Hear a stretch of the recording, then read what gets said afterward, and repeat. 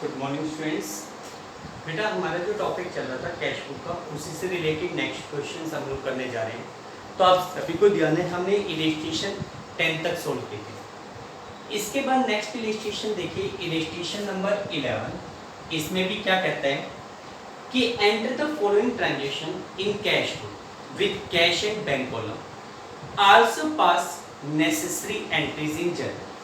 Journal में entry के लिए मैंने बताया था कि जर्नल में उन ट्रांजेक्शन को रिकॉर्ड करना है जो हमारी कैश बुक में नहीं आ रही। फिलहाल आपको एक डबल कॉलम कैश बुक बनानी है।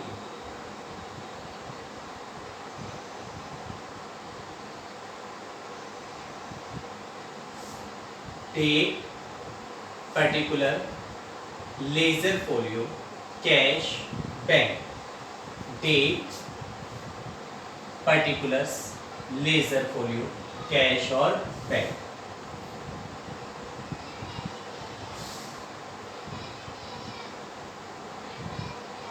Date particulars ledger folio cash bank, फिर date particulars ledger folio cash and bank. ठीक, फॉर्मेट आपने बना लिया। अब सबसे पहले आपके पास 2018 1 जनवरी बैलेंस दिया गया। एक तो दिया हुआ है बैंक ओवरड्राफ्ट 12,000 और कैश इन हैंड 2300। देखो इस क्वेश्चन में बैंक ओवरड्राफ्ट दिया हुआ है, तो इसका मतलब ये हुआ है कि बैंक का नेगेटिव बैलेंस है। मैंने बताया था कि बैंक का कोई भी बैलेंस हो सकता है, पॉजिटिव बैलेंस भी और नेगेटिव भी। ओवरड्राफ्ट का मतलब होता है excess amount have been withdrawn from the bank. तो उस केस में 2018 1 जनवरी बैंक का तो बैलेंस लिखोगे क्रेडिट साइड में, यहां लिखा जाएगा by balance brought down. Bank का बैलेंस कितने का हो गया? 12,000। इसी प्रकार कैश इन हैंड, कैश का हमेशा बताया हुआ डेबिट बैलेंस होता है। 2018 1 जनवरी, 1 जनवरी को आप लिखेंगे to balance brought down. Cash का कितने का बैलेंस है? 2300। इसके बाद 5 जनवरी अगले ट्रांजेक्शन में कहते हैं purchase goods for ₹40,000, trade discount 15%, IGST 12% and payment made by cheque. देखो ये कह रहा है कि हमने 40,000 रुपीज की गुड्स परचेज की है। टोटल जो गुड्स खरीदी है उसका प्राइस है 40,000, ठीक है। उसके ऊपर 15% का ट्रेड डिस्काउंट है। तो आपको बताया हुआ है पहले ट्रेड डिस्काउंट माइनस होगा 6,000। आपने कितने का सामान खरीदा? 34,000। इसके ऊपर 12% का IGST है। 12% क्या है? IGST। तो इसका 12% आपके पास 4,080 रुपीज हो गया। 4,080 रुपीज किस चीज के देंगे? IGST के। टोटल पेमेंट आपको 38,080 रुपीज की करनी है। अब आपको बताएं ट्रेड डिस्काउंट तो केवल प्राइस में से सब्ट्रैक्ट होता है, इसके अलावा ना कहीं डेबिट ना कहीं क्रेडिट। आपने 34,000 की गुड्स खरीदी, गुड्स खरीदने के लिए परचेज को करोगे डेबिट। GST आप दे रहे हो, जब हम GST देते हैं तो उसको कहते हैं इनपुट GST। अब फिलहाल इनपुट IGST, तो हमारी एंट्री होगी purchase account debit input IGST account debit to bank.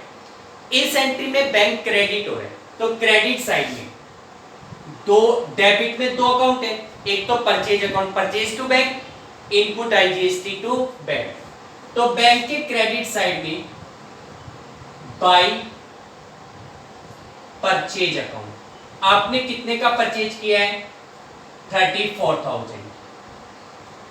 इसी तरीके से 5 तारीख को by input IGST account. Input IGST आप कितना पे कर रहे हो? 4080 रुपीज, 4080।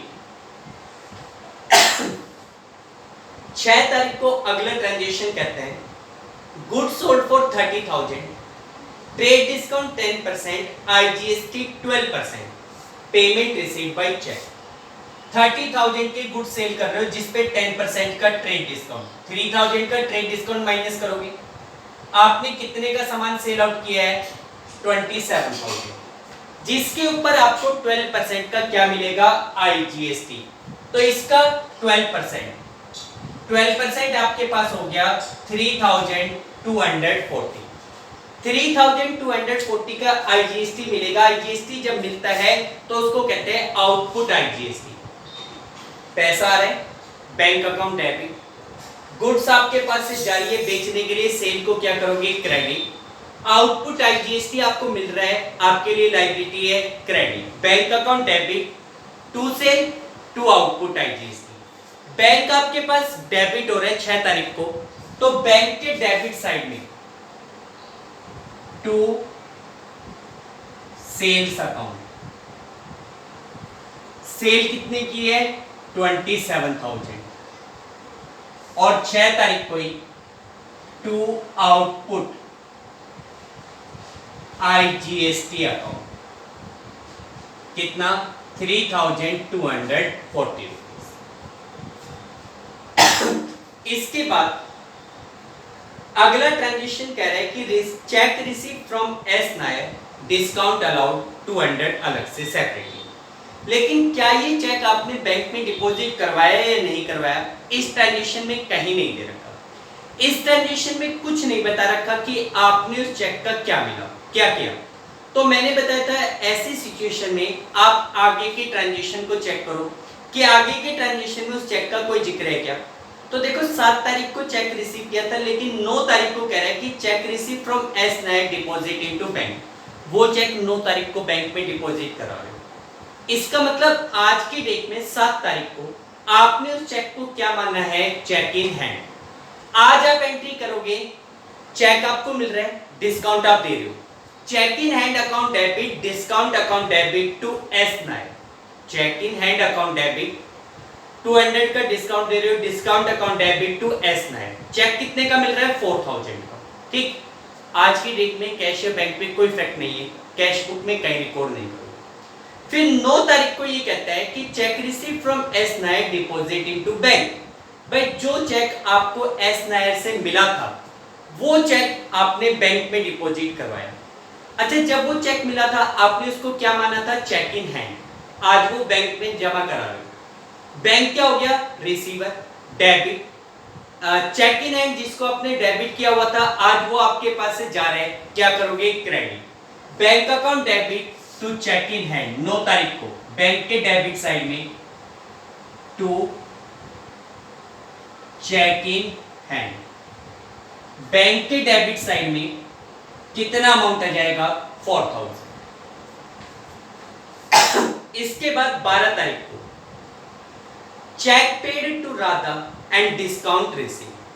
भाई हमने राधा को 2,500 रुपीज चेक से पे किए और उससे डिस्काउंट मिला 50 का। ये 50 का डिस्काउंट सेपरेट है, पेमेंट बाय चेक 2,500 है। राधा को आपने 2,500 रुपीज की पेमेंट चेक से दी और उससे 50 रुपीज का डिस्काउंट मिला। किस किस पे इफेक्ट पड़ेगा? राधा बैंक को डिस्काउंट पे। राधा रिसीवर है, डेबिट टू बैंक, बैंक से पैसा जा रहा है टू बैंक। डिस्काउंट आपको मिल रहा है, इनकम है to discount. Radha account debit to bank to discount. अच्छा, डिस्काउंट का कॉलम तो है नहीं, आप केवल बैंक कॉलम की बात करो।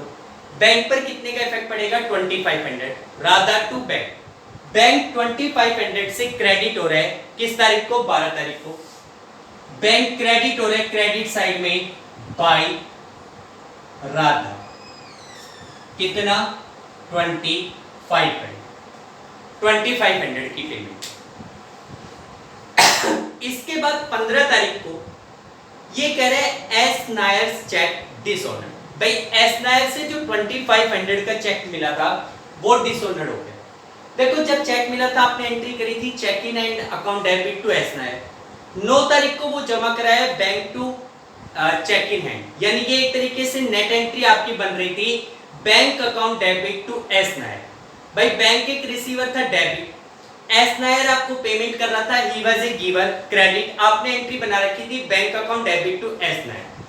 अब 15 तारीख को बैंक ने हमें इंफॉर्मेशन दी कि भाई एस नायर ने जो चेक दिया था वो चेक डिसऑनर्ड हो गया, वट एवर द रीजन भी, भाई चाहे उसके अकाउंट में पैसा ना हो, साइन मिसमैच हो या कोई और टेक्निकल प्रॉब्लम, हमें उस प्रॉब्लम पे नहीं जाना, हमारा तो मैटर ये है कि एस नायर से जो चेक मिला था वो डिसऑनर्ड हो गया।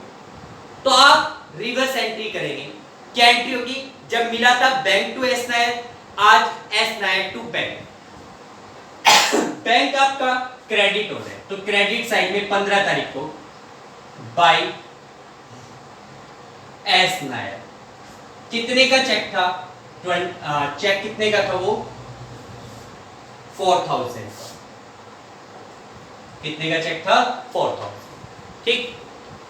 उसके बाद 15 तारीख के बाद 20 तारीख को money withdrawn from bank for office use, भाई ऑफिस में यूज करने के पर्पज से बैंक से 3400 रुपीज विड्रॉ किए गए, बैंक से हम 3400 रुपीज निकाल रहे हैं ताकि हम ऑफिस में यूज कर सके, पर्सनल यूज नहीं है ऑफिस यूज है, तो ऑफिस में यूज करने के पर्पज से बैंक से पैसा निकाला गया, किस पे इफेक्ट पड़ेगा, कैश और बैंक पर। एक तो हमारे ऑफिस में कैश आ रहा है, कैश को करोगे डेबिट, बैंक से पैसा जा रहा है, bank is a giver, bank को करोगे क्रेडिट, एंट्री बनेगी cash account debit to bank 20 तारीख को, कैश और है डेबिट, तो डेबिट साइड में टू बैंक अकाउंट, कैश के डेबिट साइड में 3400, 20 तारीख को ही बैंक क्रेडिट हो रहा है तो क्रेडिट साइड में बाय कैश अकाउंट 3400, बैंक से पैसा निकाला गया।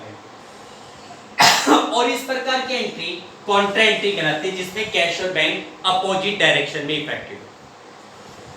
इसके बाद 23rd fees of children paid by cheque 7500, बच्चों की 75 रुपीज की फीस चेक से पे की है। बच्चे किसके, बिजनेस के या ओनर के, नो डाउट ओनर के, बिजनेस के तो बच्चे नहीं होते। अब ओनर के बच्चों की फीस पे की गई है, इसका मतलब this is the personal expense of the owner. और मैंने आपको बताया है कि ओनर के पॉइंट ऑफ व्यू से किसी भी पर्सनल एक्सपेंस की पेमेंट ड्राइंग कराएंगे। आपने बच्चों की फीस पे की है, ड्राइंग अकाउंट डेबिट, चेक से पे की है टू बैंक अकाउंट, एंट्री क्या होगी ड्राइंग टू बैंक, डेट क्या है आपकी 23rd को बैंक क्रेडिट हो रहे, क्रेडिट साइड में बाय ड्राइंग अकाउंट, कितना अमाउंट पे किया गया है 75। इसी प्रकार 25th को नेक्स्ट ट्रांजेक्शन है, चेक रिसीव्ड फ्रॉम हीरा एंड्रोसिस to Sunita on 27th of January 4500। देखो 25th को ये कह रहा है कि cheque received from Hira and एंड्रोसिस टू सुनीता ऑन 27th। भाई 25 तारीख को आपने हीरा से चेक लिया और 27 तारीख को ये चेक आपने सुनीता को दे दिया। पहली बात, आपने चेक रिसीव किया, आपने उस चेक को बैंक में डिपॉजिट नहीं कराया, आपने 27 तारीख को वो सुनीता को दिया। इसका मतलब आज 25 तारीख को एंट्री क्या बनेगी, cheque in hand account debit to Hira, ठीक। कैश या बैंक पे कोई इफेक्ट नहीं है, कहीं पर भी कैश बुक पे रिकॉर्ड नहीं करोगे। वही चेक उठाकर आपने 27 तारीख को सुनीता को दे दिया, सुनीता हो गई receiver, debit, cheque in hand आपके पास से जा रहे हैं, क्या करोगे credit, Sunita to cheque in hand. इस एंट्री में भी कैश या बैंक पे कोई इफेक्ट नहीं है, तो आप इसको कैश बुक में रिकॉर्ड नहीं करोगे, ठीक है। उसके बाद 27 तारीख को कह रहे हैं बैंक चार्जेस ₹20। भाई बैंक वालों ने 20 रुपीज का बैंक चार्ज लगाया। आप लोगों को पहले भी बताया था कि बैंक हमें इतनी सारी फैसिलिटी देता है, ATM facility, SMS facility etcetera, तो इन फैसिलिटी के लिए बैंक हमसे कुछ चार्जेस लेता है। तो बैंक ने अपनी सर्विस के रूप में हमसे 20 रुपीज का चार्ज लिया। ये चार्ज जो भी बनता है ये डायरेक्टली हमारे अकाउंट से कटता है, तो हमारा जो बैंक अकाउंट है वो तो हो गया गिवर, क्योंकि वहां से पैसा जा रहा है। तो बैंक को करोगे क्रेडिट। बैंक चार्ज आपके लिए एक प्रकार का एक्सपेंस है, एक्सपेंस को करोगे डेबिट। एंट्री बनेगी bank charge account debit to bank, ठीक है। 27 को बैंक क्रेडिट हो रहा है क्रेडिट साइड में बाय बैंक चार्जेस। कितने रुपए का बैंक चार्ज है? 20 रुपीज, ठीक है, क्लियर। इसके बाद लास्ट ट्रांजेक्शन, अच्छा ट्रांजेक्शन है, ध्यान से समझना। देखो 31 को कह रहा है कि paid into bank the entire balance after retaining ₹700 at office.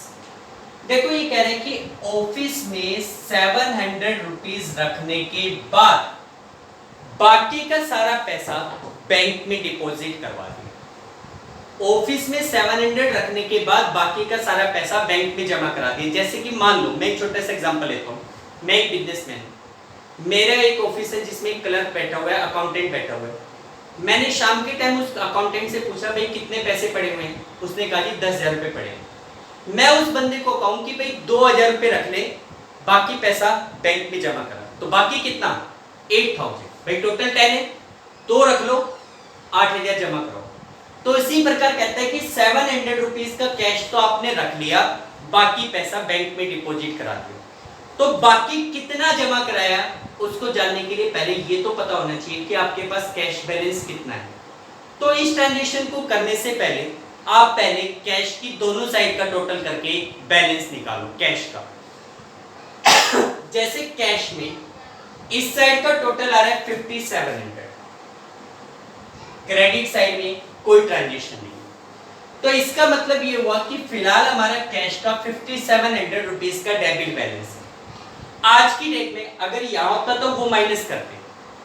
आज हमारे पास 5700 रुपीज का कैश अवेलेबल है। अब ये कहता है कि इसमें से 700 रुपीज तो मेंटेन कर लो, बाकी के जो 5000 है, बाकी के 5000 आप बैंक में जमा करा दो। तो इसका मतलब 5700 में से 700 रुपीज रखने के बाद बाकी बचे 5000 बैंक में जमा कराने। अब आप 5000 बैंक में डिपॉजिट कराओगे तो उसकी एंट्री क्या होगी? Bank account debit to cash. 31 of January को बैंक तो है डेबिट, तो डेबिट साइड में टू कैश अकाउंट 5000। 31 को ही कैश और एक क्रेडिट, तो क्रेडिट साइड में बाय बैंक अकाउंट। कैश में से कितना चला गया? 5000। ठीक है बेटा, इस तरीके से you have to record the different transaction in cash. सभी ट्रांजेक्शन को रिकॉर्ड करने के बाद हमारा नेक्स्ट स्टेप होता है इनको बैलेंस करना। तो 31 को सबसे पहले कैश कॉलम, कैश का तो आपको पता है डेबिट बैलेंस ही आता है, और वो भी कितना क्लियर था कि 700 रखकर बाकी डिपॉजिट कराने। तो एक तरीके से कैश में कितने का बैलेंस बचेगा? वही 700। चेक भी कर सकते हो, 5700 में से 5000 चले गए 700। यहां पे लिखेंगे बाय बैलेंस कैरी डाउन।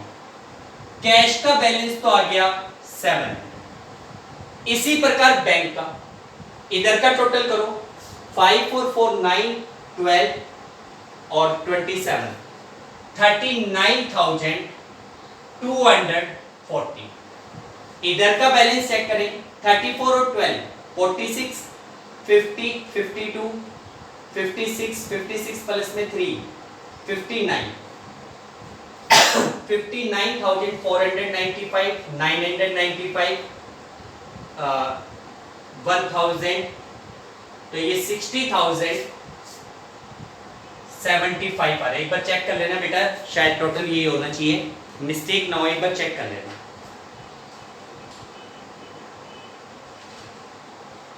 बिल्कुल यही है 60,075।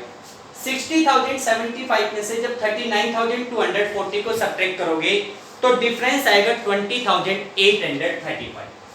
कितने का डिफरेंस आएगा? 20,835। ठीक है, और क्रेडिट साइड ज्यादा है, क्रेडिट साइड ज्यादा है तो डेबिट साइड में बैलेंस दिखाओगे टू बैलेंस कैरी डाउन। कितने का बैलेंस आ गया 20,835 का, ये बैंक का बैलेंस है।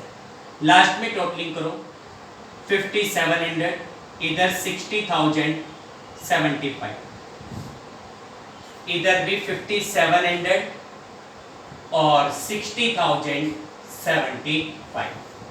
In this way you will prepare your double column cash। ठीक है बेटा, तो ये क्वेश्चन भी अच्छा था बेटा। इसके बाद अगर आप नेक्स्ट क्वेश्चन देखते हैं, इलिस्ट्रेशन नंबर 12, तो देखो इस क्वेश्चन में कोई नया पॉइंट नहीं है। एक बार आप इसको ओरली स्टडी करते, चेक करते कौन सा ट्रांजेक्शन कहाँ पे आएगा। कोई ट्रांजेक्शन ऐसा होगा तो ओरली मैं आपको समझाता हूँ। जैसे इसमें भी कह रहे हैं कि record the following transaction in 2 column cash book of Shri Satyanarayan. Shri Satyanarayan की डबल कॉलम कैश बुक में ट्रांजेक्शन को रिकॉर्ड करना है। सबसे पहले आपके पास दिए हुए कैश इन हैंड और bank balance. Cash in hand, cash का बैलेंस आपको दिखा रहा है 12,100, बैंक का बैलेंस है 8,000। कैश के केस में तो आपको पता है डेबिट बैलेंस होता है। अच्छा, बैंक बैलेंस के साथ मेंशन नहीं है कि कौन सा बैलेंस है, ना इसको बैंक ओवरड्राफ्ट दिखा रखा, तो उस केस में हमेशा पॉजिटिव बैलेंस मानना है, डेबिट बैलेंस मानना है। तो यहाँ पे बैंक का कितना बैलेंस हो जाएगा 8,000। To balance brought down cash में और बैंक में लिख दोगे। उसके बाद अगला transaction, received a cheque from Mohan and company 4,000 and discount allowed 200। Cheque 4,000 का है, डिस्काउंट 200 अलग है। अच्छा, वो चेक बैंक में जमा हुआ या नहीं हुआ, तो देखो आगे के ट्रांजेक्शन में इस चेक का कोई जिक्र है 7 तारीख को नहीं, 8 को नहीं, 10 तारीख को। 10 तारीख को कह रहे हैं कि 5 तारीख और 8 तारीख को जो चेक मिला था वो बैंक में जमा करा रहे हैं 10 को। तो इसका मतलब 5 को डिपॉजिट नहीं कराया, 5 तारीख को आप उस चेक को क्या मानोगे, चेक इन हैंड। तो 5 तारीख को आपकी एंट्री होगी cheque in hand account debit, discount account debit to Mohan and company. Cash या बैंक पे कोई इफेक्ट नहीं है, कैश बुक में कहीं रिकॉर्ड नहीं करोगे। 7 तारीख को सिंपल ट्रांजेक्शन है cash received from sale of share. अब ये ध्यान से समझो शेयर क्या होता है। देखो आप लोगों ने सभी ने शेयर का नाम कहीं ना कहीं जरूर सुना होगा। जैसे ये बड़ी बड़ी कंपनी होती है, रिलायंस, टाटा, ऐसी कंपनियां पब्लिक से पैसा लेती है और उनको एक सर्टिफिकेट देती है जिसको शेयर का कहते हैं। अगर हमने किसी कंपनी के शेयर्स खरीदे, शेयर खरीदने का मतलब होता है अपने पैसे को उस कंपनी में लगाना, दैट इज कॉल्ड इन्वेस्टमेंट। और इन्वेस्टमेंट हमारे लिए एसेट्स का काम करता है। अगर आपने किसी कंपनी के शेयर्स खरीदे तो इसका मतलब आपने उस कंपनी में इन्वेस्टमेंट किया हुआ है पैसा। अब इसने कहा है कि cash receive from sale of share, share बेचकर पैसा रिसीव किया। शेयर बेचना मतलब इन्वेस्टमेंट को बेचना, तो कैश और इन्वेस्टमेंट पे फर्क पड़ेगा। कैश आपके पास आ रहा है, क्या करोगे, डेबिट। इन्वेस्टमेंट नाम की एसेट्स आपके पास से जा रही है, क्या करोगे, क्रेडिट। एंट्री बनेगी cash account debit to investment account. इसके बाद 8 तारीख को receive cash 900, cheque 700 for cash से। अच्छा, उस चेक का क्या किया, तो अगली 10 तारीख को कह रहा है 8 तारीख को जो चेक मिला था वो बैंक में जमा कराया। इसका मतलब 8 तारीख को केवल ये कह रहा है कि 900 का कैश मिला, 700 का चेक मिला, सेल का कैश आ रहा है, कैश अकाउंट डेबिट। चेक आ रहा है, बैंक में जमा नहीं करा रहे, cheque in hand account debit to sale. अब इसमें कैश पे फर्क पड़ रहा है, तो कैश कॉलम में तो रिकॉर्ड कर दोगे, बैंक कॉलम में रिकॉर्ड नहीं करोगे। 10 तारीख को ये कह रहा है paid in to bank including cheque received on 5th और 8th 10,000।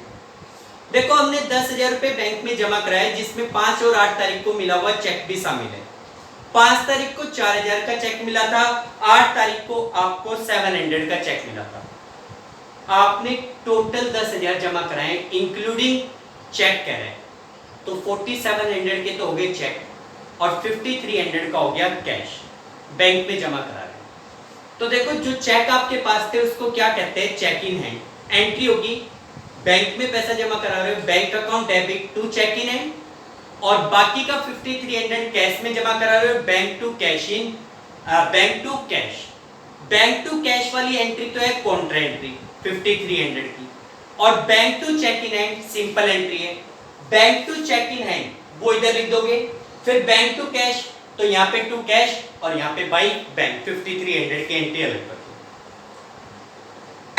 12 तारीख को paid for repair of typewriter, typewriter की रिपेयर करवाई। कहीं पर भी ये नहीं कह रहा कि टाइपराइटर आपने रिसेंटली परचेज किया है, नॉर्मल आपने रिपेयर पे पैसा दिया है, रिपेयर का खर्चा है, repair account debit to cash account. Draw a cheque for office use 2000 and personal use 1500, अलग अलग करो।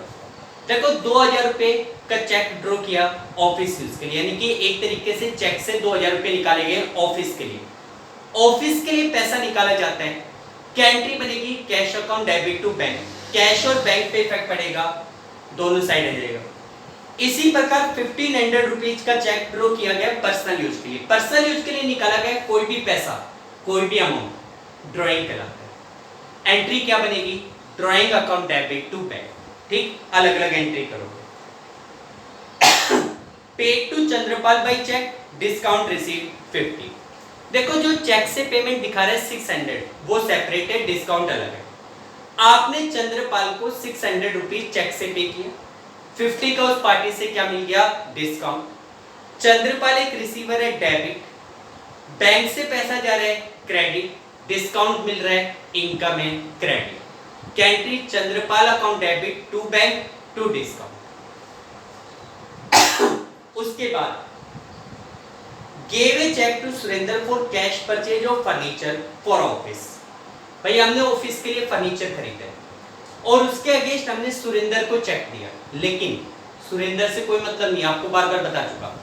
आपने फर्नीचर खरीदा, पेमेंट मेड बाय चेक, आपने तुरंत उसकी पेमेंट चेक से करी, तो आपके बिजनेस पे उस पार्टी से कोई लेना देना नहीं है। फर्नीचर आ रहा है, बैंक से पैसा जा रहा है।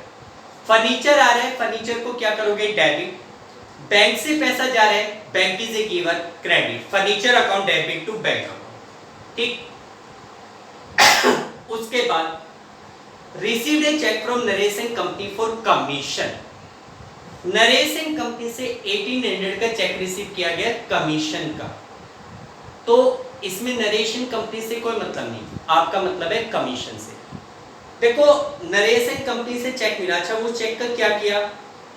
Issued a cheque for petty cash, issuing bank draft. इस चेक के बारे में आगे कहीं कुछ नहीं कह रखा, तो आप ये मानोगे कि ये चेक आपने तुरंत बैंक में जमा करा दिया।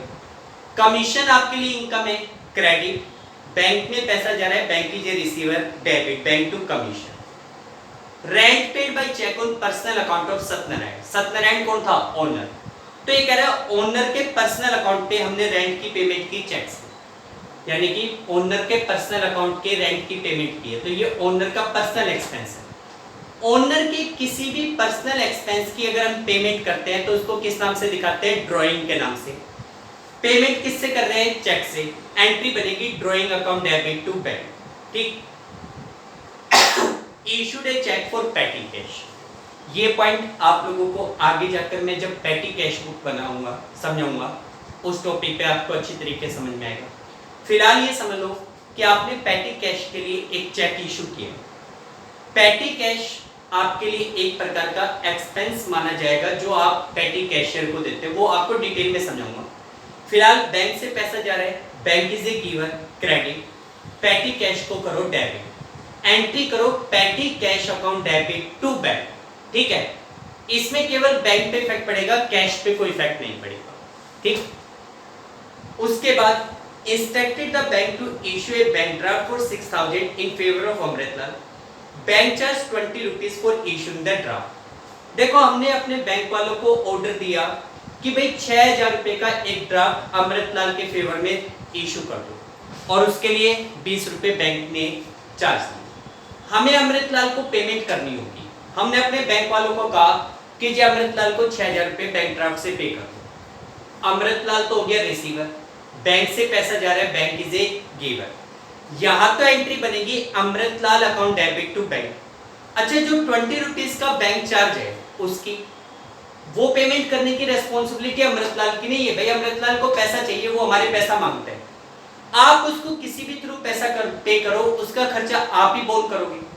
तो यहाँ पे जो बैंक 20 रुपीज का चार्ज ले रहा है वो हमारा खर्च है, उसके लिए हम एंट्री क्या करेंगे? बैंक चार्ज हमारे लिए एक्सपेंस है, डेबिट। अकाउंट से पैसा कटेगा, बैंक को करोगे credit, bank charge account debit to bank. तो एंट्री हो गई अमृतलाल टू बैंक और बैंक चार्जेस टू बैंक। करके देखो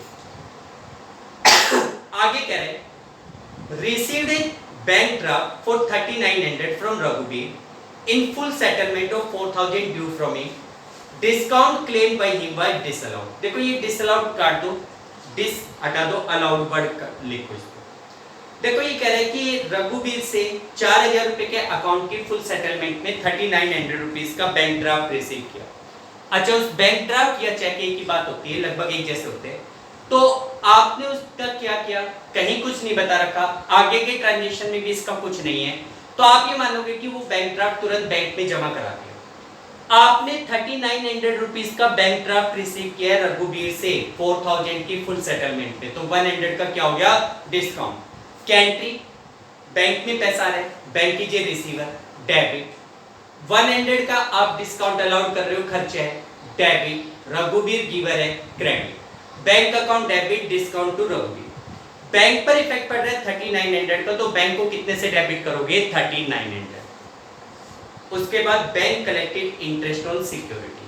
भाई जैसे आप किसी कंपनी के शेयर्स खरीदते हो, डिबेंचर खरीदते हो, बॉन्ड खरीदते हो, उनके ऊपर अगर आपको कोई इंटरेस्ट या कमीशन वगैरह कुछ भी मिलता है, कई बार आप अपने बैंक को ऑर्डर करते हो कि जी जब भी इन सिक्योरिटी पे कोई भी इंटरेस्ट, कोई भी कमीशन या कोई भी अमाउंट मिले, आप हमारे बिहाफ पर वो पैसा कलेक्ट करना और हमारे अकाउंट में डिपॉजिट कर देना। तो बैंक ने उन सिक्योरिटी पे 250 का इंटरेस्ट कलेक्ट किया, बैंक में पैसा आ रहा है, बैंक कीजिए receiver debit, interest on security आपके लिए इनकम है, क्या करोगे credit, bank account debit to interest on security या bank account debit to interest. ठीक है, तो बेटा ये क्वेश्चन बहुत सिंपल है, आप लोग खुद करके देखेंगे, अगर डाउट लगता है तो आप कॉल कीजिए। ठीक है बेटा, आई होप आप सभी को समझ में आ गया होगा। एक्सरसाइज के 11th और 12th क्वेश्चन आप लोग खुद करके देखिए।